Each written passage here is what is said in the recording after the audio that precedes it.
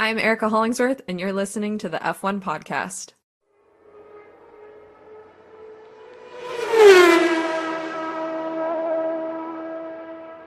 What's up, everyone? It is Ricci here from the F1 podcast. Happy Tuesday, August 27.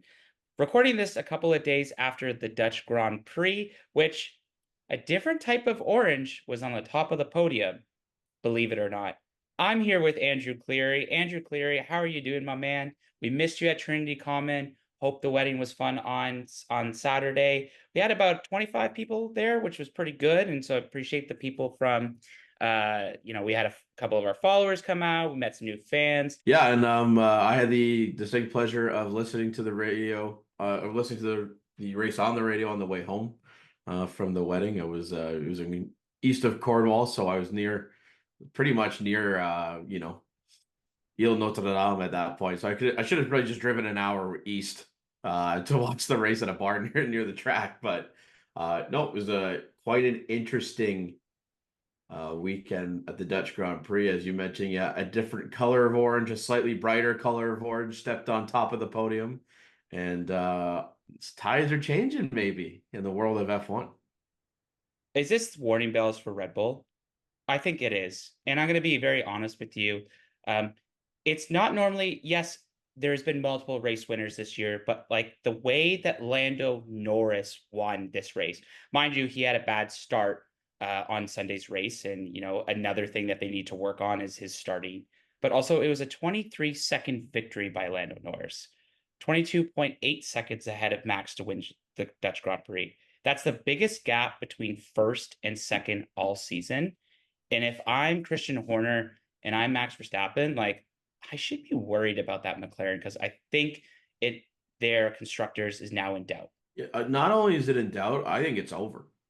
I think the Constructors' Championship is over despite the 30-point lead that Red Bull currently have. That'll be gone in 3-4 weeks' time, in my opinion. But yeah, there is a five-bell alarm fire going off at the Red Bull factory right now because of how embarrassed they were this past weekend by McLaren. To go into Max's home track at Zandvoort, where he's won, pretty convincingly, do I mind you, the past few years there, and just to get absolutely obliterated. I mean, like 22.9 seconds. Largest victory margin this season. They obliterated Max at his home GP in front of his home fans. And if that's not a statement victory, then I don't know what is. They had such confidence and pace in that car. They got to figure out the clutch situation because that's costing them positions at the beginning of the race. Like constantly with Lando. Oscar had that issue too on Sunday. But just to be able to win and pump out faster laps on old tires than some of the drivers were able to do on new tires is just thoroughly impressive. They got everything right this weekend, from setup, from tire deg, from strategy. It was a resounding result for the Papaya. And my concern is that who cares about the constructors? That's over. Might as well give Zach Brown the trophy right now. My major concern with the sprint races left, with the amount of Grand Prix left, Lando Norris is coming up at a rapid pace behind Max Verstappen in the World Drivers' Championship. And if these types of results continue to happen, I know it's only one race coming out after the summer break, but there was just a whole new level of confidence I think Lando had in his drive this Sunday. He just seems like a man on a mission. And if he continues to perform at this level for the rest of the year, he could very well win the drivers' championship. And I don't think I don't think that is a long shot, so to speak. I think there's a very good chance that this might happen. Or come Abu Dhabi, we are, tied. We're neck and neck. We're a couple points away. It is going to be an absolute shootout until the end of the season. Well, it's interesting that you mentioned that because I think someone did the math that if Lando were to go on and win every race of the season and I think get every fastest lap and Max Verstappen becomes second and ever going forward, I think Lando Norris could win the drivers' championship by 1 point. I think that is what the count is. Also, don't quote me on that. But we've talked about this is Max was kind of all over the place this weekend, in particular on Sunday's races. He did not seem very comfortable on the radio per se.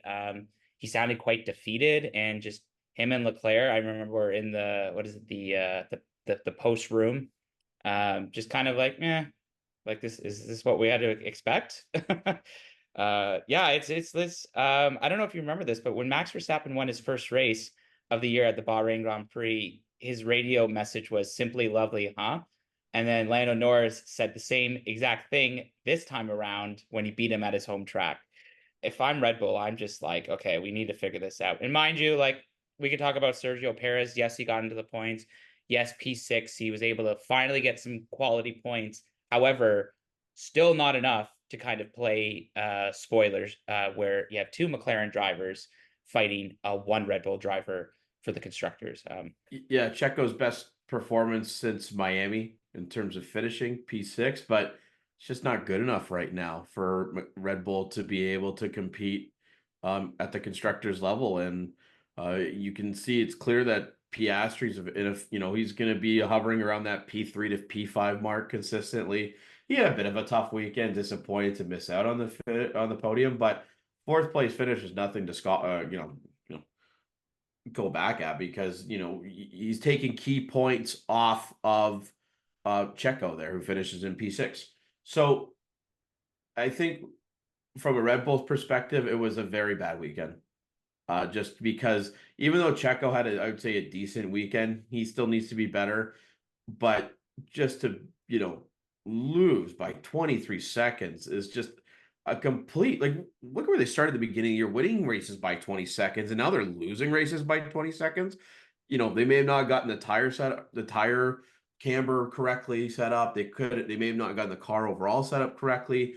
Their tires were just getting chewed away early on in the race, and Max was just saying, I can't do anything. I'm slipping and sliding out there all around. And you can tell based on his onboards.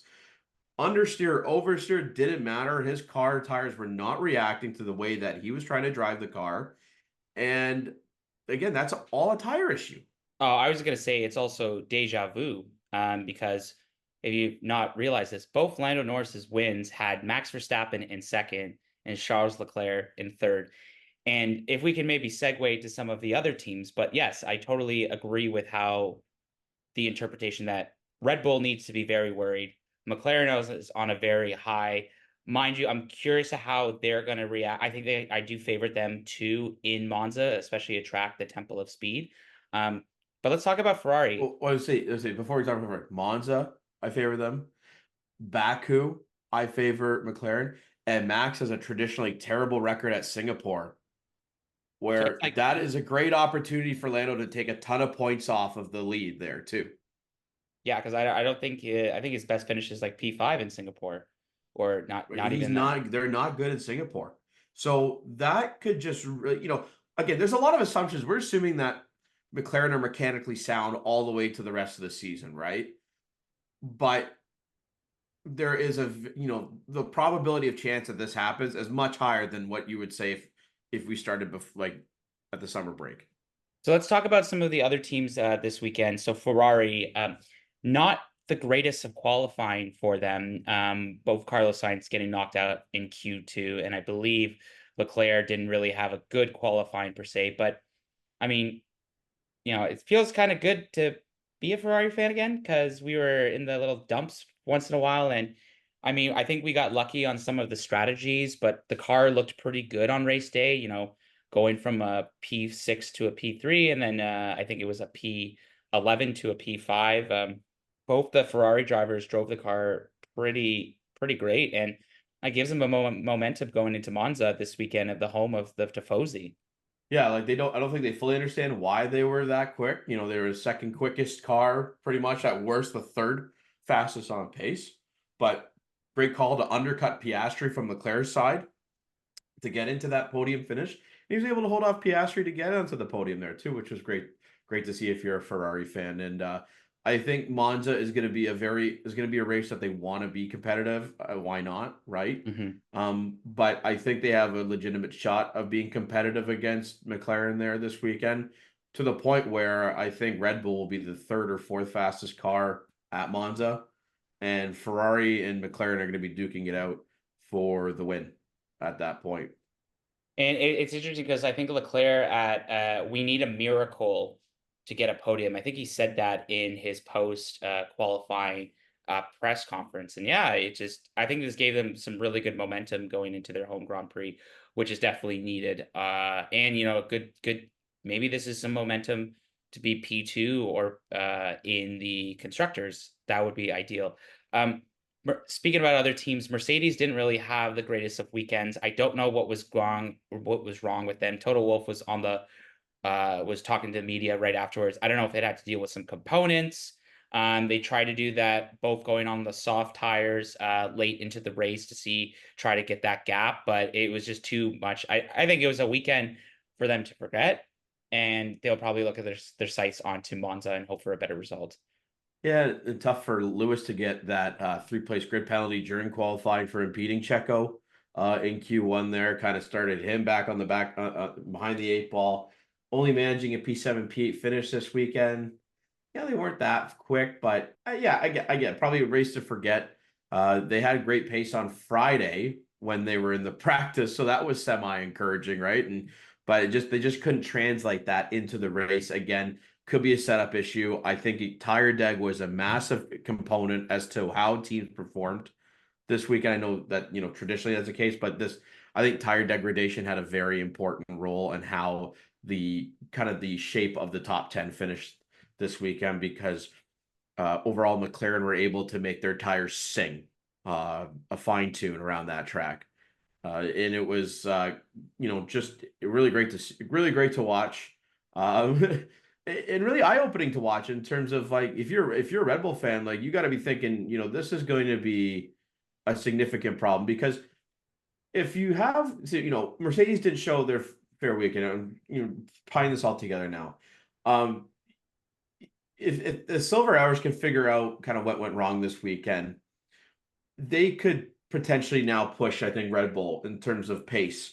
And now we're going to see where Red Bull at one point were the first car, or the fastest car, could now slot down into the fourth fastest car. And that is really difficult to be able to even get near the podium on the fourth fastest car, especially when you have, the three top teams being so competitive and wanting to gain points in the standings. Just really wanted to talk about Pierre Gasly. While he somehow gets that car into Q3 and delivering these kind of 1 to 2 points every season, or not every season, every race in the last couple recently, but both Williams drivers had a terrible weekend for them. Like Alex Albon delivered a cracking lap in qualifying to take P8, and then his car got disqualified. And then Logan Sargeant, which destroyed his car during qualifying. And then Andrew, I think we have some breaking news. Yeah, they had James Vowles just had enough of Logan Sargeant at that point. Crashed the car again, as John alluded to, in qualifying, to the point where Logan Sargeant is no longer a race driver at Williams. Yes, he has been dropped for the remainder of the season for Franco Colapinto. That was just announced today. And yeah, that accident was this proverbial straw that broke the camel's back. And we wish Logan all the best. He does not have a seat for next year. I think he's going to be an IndyCar candidate, and I hope he does well in the U.S. I think he can do well in the U.S., but unfortunately, he just could not make it work at Williams. All the best to you, Logan, in that regards. Yeah, it's disappointing to see. I think that is the icing on the cake. When I saw his car crash, it's on qualifying on Saturday, I said, like, how many more times is he going to get an opportunity? And I think this is, we talk about it. They're like, that was the last one. That was the last one. And as we record this episode, so this weekend, go ahead. Can I also say something about Williams, or just the FIA in general? So Albon gets disqualified for an illegal floor, and we're talking like decimals of a millimeter, because of the way the FIA scans the car is not privy, or is not available to how Williams scans their car.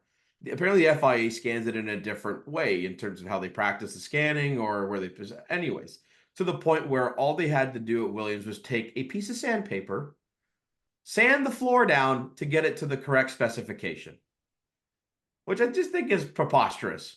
To the point where why does not FIA give everybody the correct? Okay, everybody has to follow these practice guidelines in terms of scanning your car for the season. And why do teams do it differently compared to the FIA in that case? It's just very confusing to me. Maybe it's based on available technology, but if it's sandpaper, we're talking about that that they have to use so that the car is not disqualified. Like, give it a break.